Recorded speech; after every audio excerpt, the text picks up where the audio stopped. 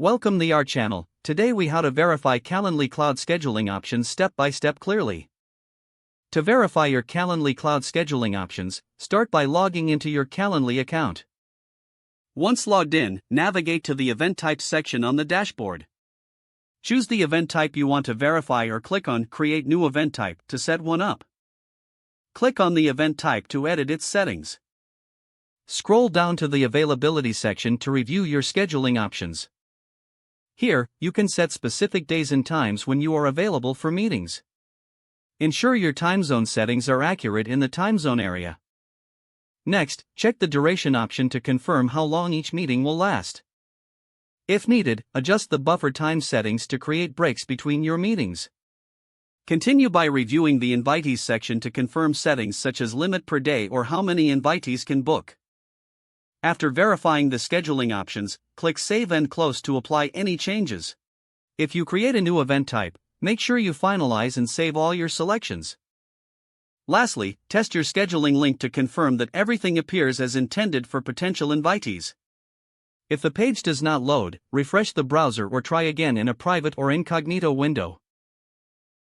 Make sure you are using the correct email address, then retype it carefully to avoid small typos. If your password is not accepted, use the reset option and create a new strong password you can remember. Check your spam folder for verification or security emails, then complete any requested confirmation steps. Enable two-factor authentication if available to improve account security and reduce unauthorized access risk. After signing in, review your profile details so your contact information and settings are accurate and current. If you see an error message, note it down and try again after restarting your device and internet connection. Log out when you finish, especially on shared devices, to keep your account and payment information secure.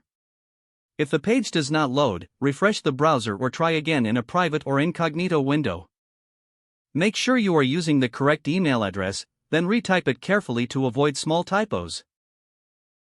If your password is not accepted, use the reset option and create a new strong password you can remember. Check your spam folder for verification or security emails, then complete any requested confirmation steps. Enable two-factor authentication if available to improve account security and reduce unauthorized access risk.